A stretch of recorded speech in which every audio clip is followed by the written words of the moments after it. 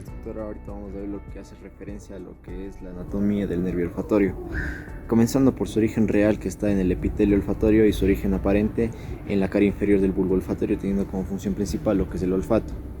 Este nervio va a proceder de células bipolares nerviosas, las cuales van a penetrar en la lámina cribosa y se van a formar en las neuronas del bulbo olfatorio.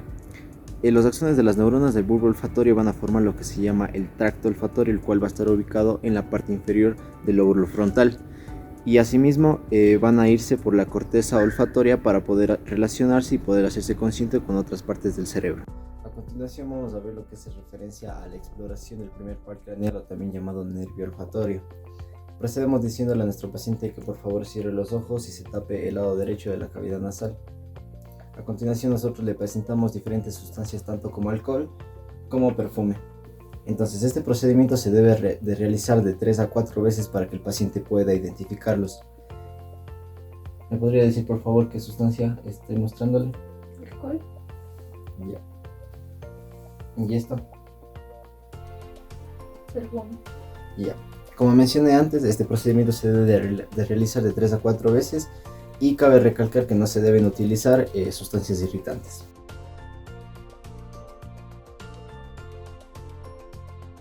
Bueno, con lo que hace referencia al segundo par craneal, que es el nervio óptico, vamos a ver que va a tener un origen real y un origen aparente también. El origen real va a estar dado en la retina del ojo y el origen aparente está en el globo ocular, teniendo como función principal lo que es la visión.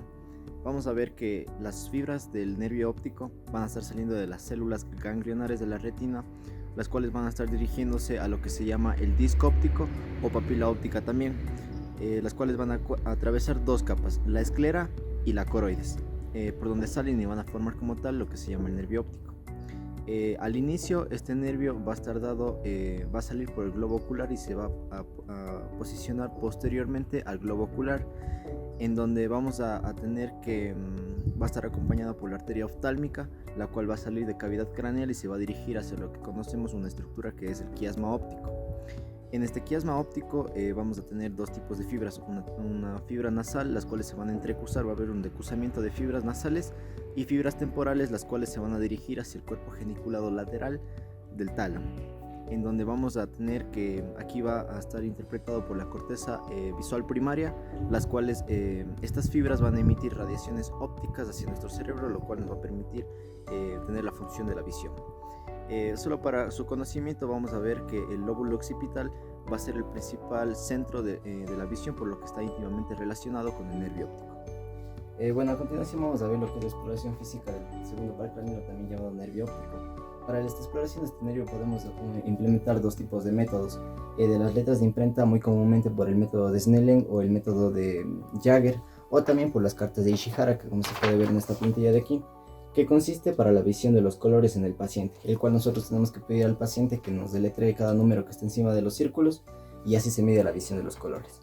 En el caso de las letras de imprenta por el método de Snellen, que es el de larga distancia que se encuentra aquí, tenemos que evaluar nosotros a cada ojo por separado, por lo que nosotros tenemos que poner al paciente en una distancia determinada. Por favor, tápese su ojo derecho y delétreme por favor las letras que ven en esta plantilla. E, F, P, T, O, Z, L, P, E, D, P, E, C, F, D, E, D, F, C, Z, P. Muy bien. Este método se utiliza para medir lo que es la agudeza visual. Cuando es capaz de reconocer todas las letras de la plantilla se denomina agudeza visual normal. Cuando no es capaz, nosotros tenemos que mostrarle los dedos de nuestra mano. Si es capaz de reconocer los dedos de la mano y nos dice la cantidad, se denomina agudeza cuenta dedos. Pero si es que es capaz de reconocer los dedos de la mano pero no nos dice la cantidad, se denomina agudeza bulto. El par craneal número 3, o también llamado el nervio oculomotor, es un nervio completamente motor e inerva los músculos de la cavidad orbitaria al recto superior, el recto inferior y el recto medio y el oblicuo inferior, y por su sistema autónomo va a inervar el esfínter de la pupila y a los músculos ciliares. El origen aparente es el surco interpeduncular y está ubicada entre la sustancia perforada posterior y el pedúnculo cerebral, y este va a atravesar a través del surco oculomotor. El origen real es en los núcleos del mesencéfalo que están a cada lado de la parte anterolateral de la sustancia gris que rodea el acueducto mesencefálico. Este nervio sale sobre la superficie del mesencéfalo, sobre la fosa craneana media y en la pared lateral del seno cavernoso, como lo podemos ver aquí. Y aquí se divide en un ramo superior e inferior. Estos ramos entran en la cavidad orbitaria a través de la fisura orbitaria superior. El ramo superior va a inervar a los músculos recto superior y al elevador del párpado, mientras que el ramo inferior va a inervar a lo que es el recto inferior, el recto medio y el oblicuo inferior, y va a llevar la función parasimpática. Para cumplir la función parasimpática, sus fibras tienen que irse al ganglio ciliar. Sus fibras van a los músculos ciliares que se adaptan al cristalino y producen la acomodación, mientras que las fibras que llegan al esfínter de la pupila van a producir lo que es la miosis. Las alteraciones a este nervio pueden producir estrabismo, ptosis palpebral y la diplopía. Ahora vamos a hablar sobre el nervio troclear o el par craneal número 4. Este es exclusivamente motor y se dirige a un solo músculo, el cual es el músculo oblicuo superior del ojo. Tiene su origen real en los núcleos del mesencéfalo, donde sus fibras se van a entrecruzar en la parte posterior antes de salir. Y su origen aparente va a ser en la cara posterior del mesencéfalo, inferior a los colículos, y el nervio va a recorrer toda la cara lateral del mesencéfalo. En su trayecto va a llegar a la base del cráneo y penetra en la pared del seno cavernoso, y aquí sigue anteriormente hasta atravesar la fisura orbitaria superior y penetra en la órbita. Cuando llega al músculo oblicuo superior, cumple una función de guiar el ojo hacia abajo y hacia adentro, y su alteración causaría un estrabismo acompañado de diplopía. A continuación vamos a ver lo que hace referencia al nervio trigémino o al quinto par craneal. Vamos a ver que tiene un origen real y un aparente. En su función sensitiva vamos a ver que está dado en el tronco encefálico y en la médula, y en su parte motora va a estar dado en la protuberancia. Con su origen aparente tenemos que va a estar naciendo de la cara lateral de la protuberancia o del puente. En su función motora vamos a ver que está originándose en el núcleo motor del trigémino y va a salir adherido a su rama sensitiva. Para su función sensitiva vamos a ver que está naciendo del ganglio de Gasser. Básicamente este ganglio de Gasser ya va a ser cuando sale de cavidad craneal y se va a dividir en las tres ramas principales del trigémino, que es la oftálmica, la maxilar y la mandibular. La oftálmica va a estar naciendo del borde anteromedial del ganglio de Gasser. La maxilar va a estar naciendo lateralmente al oftálmico y la mandibular está naciendo en el borde anterolateral del ganglio de Gasser. En el primer caso de la primera rama, que es la oftálmica, vamos a ver que es una rama que va a estar saliendo de la hendidura esfenoidal y se va a dividir en tres ramas más, en una rama frontal, lagrimal y nasociliar. Es una rama netamente sensitiva, por lo que va a estar inervando regiones tanto como de la frente, regiones como la córnea y del cuero cabelludo. En la segunda rama, que es la maxilar, vamos a ver que es una rama también netamente sensitiva. Va a estar saliendo por el agujero redondo mayor y se va a dirigir hacia la fosa pterigopalatina, en donde va a formar una rama meningia. Va a estar inervando regiones tanto del labio superior como del párpado. Y por último, en la región o de la rama mandibular, vamos a ver que es una rama que al salir de la cavidad craneal por el agujero oval va a estar acompañada por la arteria meningia accesoria. Esta es la única rama del nervio del quinto par craneal o nervio trigémino que va a tener una función sensitiva o motora, por lo tanto va a estar influyendo en los procesos de la masticación. Bueno, en el caso de la exploración de lo que hace referencia al quinto par craneal, también llamado nervio trigémino, vamos a evaluar tanto su rama sensitiva como su rama motora. En el caso de la sensitiva vamos a estar evaluando la rama oftálmica y la rama maxilar, y la rama motora vamos a estar evaluando lo que es la rama mandibular, porque como sabemos el trigémino tiene tres ramas. Entonces nosotros podemos evaluar la parte sensitiva siempre pidiéndole al paciente, y siempre se hace la exploración con los ojos cerrados. Por favor, cierre sus ojos. Y nosotros lo que tenemos que hacer es pasar con un esfero, con un lápiz, con lo que tengamos a mano, desde la frente hasta el mentón para evaluar la sensibilidad. Y tenemos que pedir al paciente que nos indique si es que él está sintiendo. ¿Sientes? ¿Sí sientes? De igual manera del otro lado, porque esto se evalúa de manera bilateral, es decir, de ambos lados. ¿Sientes? Ya. Otra manera de también evaluar la sensibilidad es la parte dolorosa, la cual no lo vamos a hacer por la susceptibilidad del paciente. Entonces nosotros podemos utilizar una aguja y de igual manera, desde la frente hasta el mentón, vamos como que pinchándole poquito a poco y vamos a evaluar la sensibilidad del paciente. En la parte motora nosotros vamos a pedir al paciente que abra y cierre la mandíbula. Por favor, abre y cierre la mandíbula. Abre, cierra. Ya. Y asimismo nosotros tenemos que evaluar el resalte de los músculos, tanto massetéricos como temporales. Esa es una manera también de evaluar lo que es la función motora.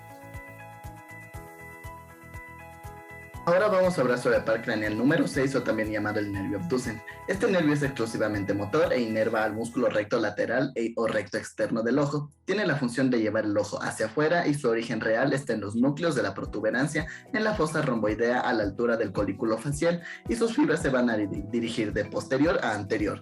El origen aparente está en el surco bulbopontino superior a la pirámide vulvar, como lo podemos ver.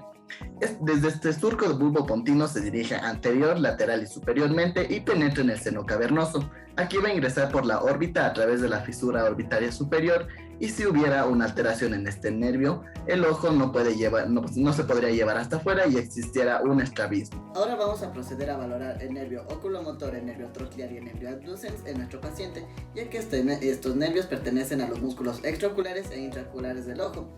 Para esto vamos a utilizar un objeto en el que el paciente pueda reflejar su vista, y vamos a tomar como referencia el eje de la nariz. Ahora le vamos a pedir a nuestro paciente que siga con la mirada el objeto. Por favor, siga con la mirada este objeto. Vamos a ir poniéndolo de lateral a interno y de superior a inferior. Así podemos valorar los rectos, los músculos recto superior, inferior, el externo y el interno. Podemos ver que el externo no está dañado, por lo cual podemos referir que el nervio abducens está intacto. Asimismo, podemos pedirle al paciente que siga con la vista al objeto que está girando. Si el paciente sigue con la mirada el objeto que está girando, podemos decir que el músculo oblicuo superior está funcionando correctamente. En una primera instancia nosotros podemos observar a nuestro paciente y podemos observar que no tiene el párpado caído. Como podemos observar, nuestro paciente no tiene el párpado caído, por lo que nosotros podemos descartar una lesión en el nervio oculomotor, porque recordemos que este nervio lleva sus fibras hacia también al párpado superior. También podemos hacer esta valoración tapando un ojo independiente del paciente y haciendo que vea el objeto, o también alzándole el párpado superior y haciendo que mire el objeto. Por favor, mire el objeto. Y los músculos tienen que funcionar correctamente. Eso, acabamos de valorar lo que son los músculos extraoculares del paciente. Ahora lo que podemos hacer es valorar también los músculos intraoculares, porque recordemos que el óculo-motor se encarga también de dichos músculos. Para esto vamos a utilizar lo que se llama un reflejo fotomotor, en el que vamos a utilizar la luz para captar la miosis pupilar. Ahora lo que vamos a proceder a hacer es valorar los músculos intrínsecos a través de un reflejo fotomotor. Este reflejo fotomotor nos va a ayudar a ver la miosis pupilar, el cual está encargado por el músculo esfínter pupilar. Por favor, este reflejo le va a incomodar un poco, pero es para valorar. Como podemos ver, el paciente presenta una miosis pupilar. Una vez valorada la miosis pupilar, lo que vamos a hacer ahora es valorar la midriasis pupilar. Le vamos a pedir al paciente que reconozca los siguientes objetos en diferentes posiciones. Por favor, ¿me dice qué es esto? Un estuche para lentes. Muy bien. ¿Me puede decir qué es esto? Un control. Ya, muy bien. La midriasis pupilar en el paciente ha sido correcta, por lo que si nosotros ampliamos nuestra imagen podremos ver cómo la pupila se dilata para que se acomoden estos objetos. Esto es gracias a la acomodación y gracias a los músculos intraoculares. El par craneal número 7 es conocido también como el nervio facial. Este es un nervio mixto, es decir, está formado por dos raíces, una motora, una llamada también y conocida como propia del nervio facial, que comprende las fibras que controlan lo que es la secreción lagrimal, y uno sensitivo llamado también como Wilsberg, que comprende las fibras que inervan las glándulas linguales, submandibular y sublingual. La raíz motora nace del núcleo del nervio facial, que está situada en la sustancia gris reticular del puente, a diferencia de la raíz sensitiva, que tiene su origen en el ganglio geniculado. El origen aparente de estas dos es que ambas salen del sistema nervioso por la parte lateral del surco bulbopontino y tienen un trayecto en donde las dos raíces del nervio facial se dirigen lateral, anterior y superiormente y se introducen en lo que es el conducto auditivo interno. Al llegar al fondo de este conducto, las dos raíces penetran en el conducto facial y lo recorren en toda su extensión, dividiéndose así en tres segmentos. Sus relaciones es que se relacionan en la cavidad craneal, en el conducto auditivo interno, en la primera, segunda y tercera porción del conducto facial y en la parótida. Su distribución es que el nervio facial proporciona ramas colaterales intrapetosas, que estas nacen en el tronco del nervioso en la porción petrosa del hueso temporal del conducto facial, y estas son 6. Tenemos al nervio petroso mayor, al ramo comunicante con el plexo timpánico, el nervio estapidio, la cuerda del tímpano, el ramo sensitivo del conducto auditivo externo y el ramo comunicante con el nervio vago. De ahí tenemos los ramos extrapetosos que se desprenden del nervio facial inferiormente al agujero estilomastoideo y a la porción petrosa del hueso temporal. Estas proporcionan 4 ramos. Tenemos el ramo comunicante con el nervio glossofaríngeo, llamado también asa de Haller, el nervio auricular posterior, los ramos de los músculos estiloideo y digástrico y el ramo lingual. Tenemos también finalmente las ramas terminales, en donde el nervio facial se divide en la cara lateral de la vena yugular externa en 2 ramos terminales. Tenemos la temporofacial y la cervicofacial. La cervicofacial se divide en numerosas ramas, en donde vamos a ver que da 3 ramas más, que es las ramas bucales inferiores, las ramas marginales y un ramo cervical para el plastino. Cuando se presenta una lesión a nivel del par craneal número 7, llamado también como el nervio facial, se manifiesta lo que es una parálisis facial o una parálisis periférica. Esta a su vez es unilateral, es decir, que solo se da en un lado de la cara, tanto entre hombres como mujeres, entre las edades de 20 a 25 años, rara vez viéndose en los niños o en mayores de 65 años. Una vez entendido esto, procedemos a través de una evaluación física en el rostro del paciente, ver si hallamos alguna deformidad y analizar las simetrías a nivel bucal, del surco nasal y de los párpados. Procedemos luego a analizar lo que son las fibras motoras del paciente, por lo cual le haremos unas preguntas a ver si él puede realizarlas. Puede alzar las cejas, puede cerrar y abrir los ojos, puede inflar los cachetes, en los cuales vamos a colocar presión. Puede soplar, puede silbar, finalmente se le puede cerrar la lengua. Una vez analizado todas estas partes de las fibras motoras, concluimos que el paciente no padece ningún daño en las fibras motoras. Luego seguimos con lo que son las fibras sensitivas, en donde vamos a evaluar las primeras 2/3 anterior de la lengua para ver si el paciente puede identificar 3 sabores que tenemos aquí al frente, que es agrio, dulce y salado.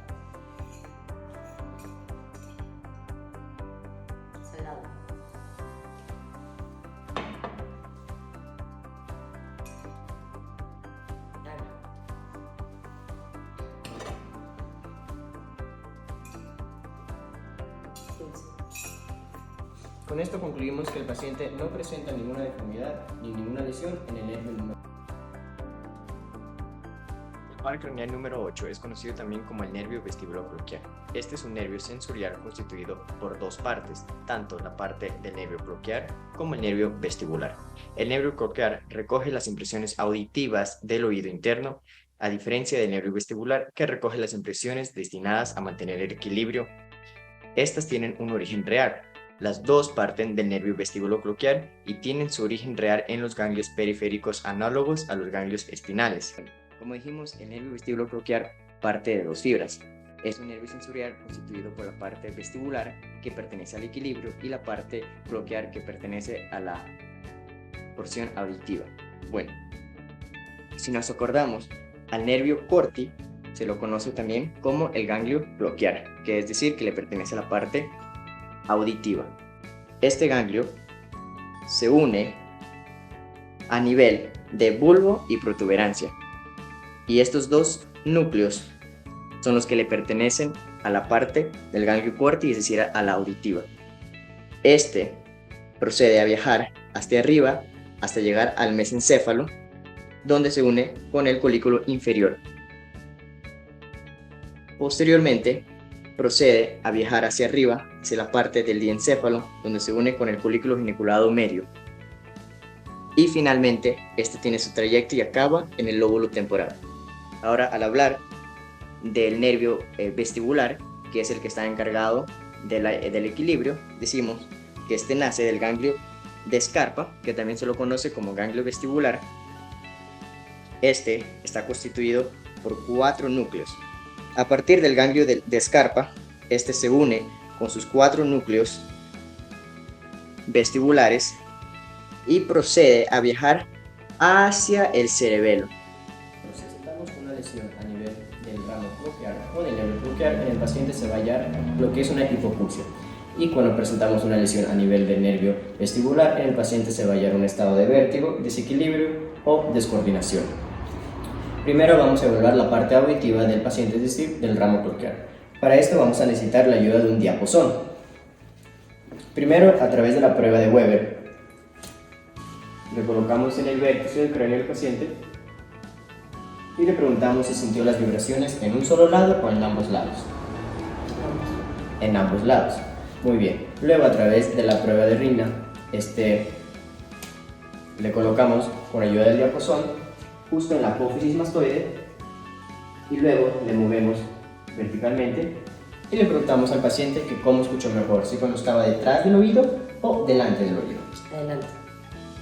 El paciente podemos ver que no presenta ninguna lesión a nivel de lo que sería el ramo coclear. Procederemos a analizar lo que es la parte vestibular del paciente, es decir, del nervio vestibular, por lo cual le vamos a pedir que por favor se levante y a través de la prueba de Romberg, que consiste en que el paciente tiene que estar con los pies juntos, estirados, con la cara hacia arriba y con los ojos cerrados.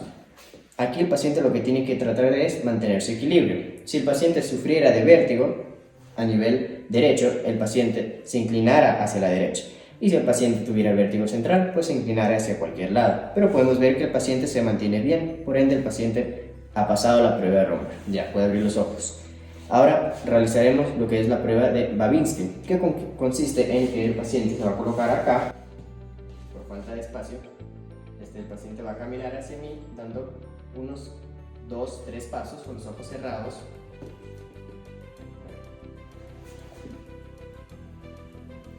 Y de vuelta hacia atrás. Podemos ver que el paciente no sufrió ningún desequilibrio y esto concluye que las ramas tanto cocleares como vestibular del paciente están en buenas condiciones.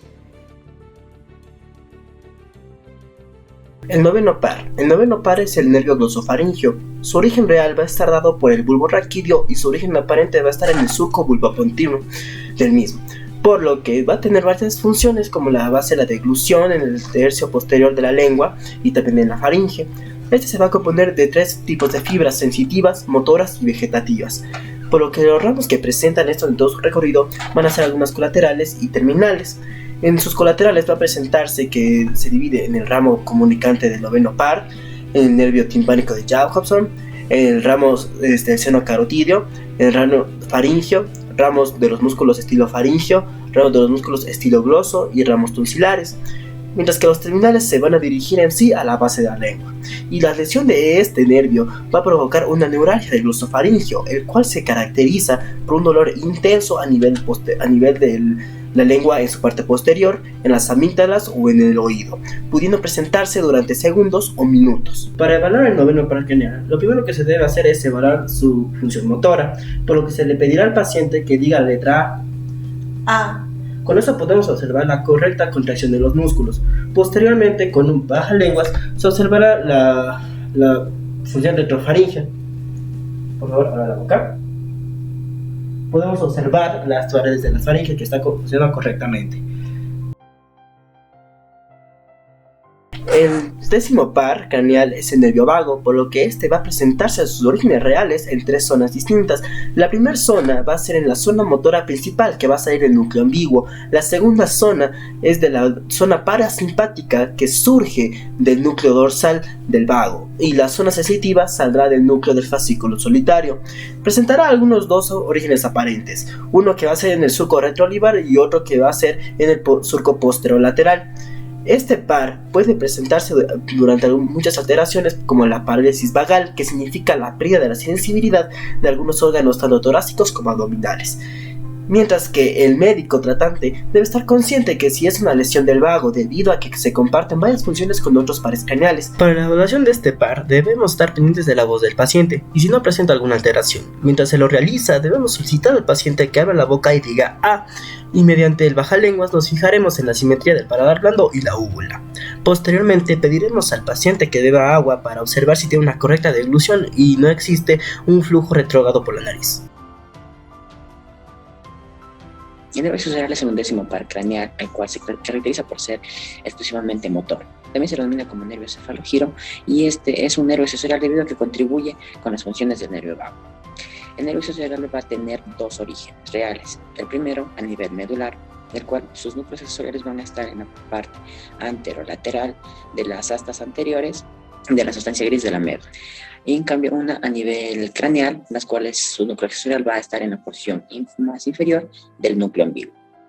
En cuanto a sus orígenes aparentes, a nivel medular, el nervio accesorial van a emerger sus raíces del cordón lateral de la médula, anteriormente a las raíces espinales posteriores y posterior a los ligamentos dentados, y va a ascender a través del conducto vertebral hacia la cavidad craneal, a través del agujero magno. El origen aparente, en cambio, a nivel craneal, se va a dar en el surco posterolateral del bulbo, inferiormente al nervio vago, donde se van a unir las raíces de nivel craneal y medular y van a formar al nervio accesorial como tal.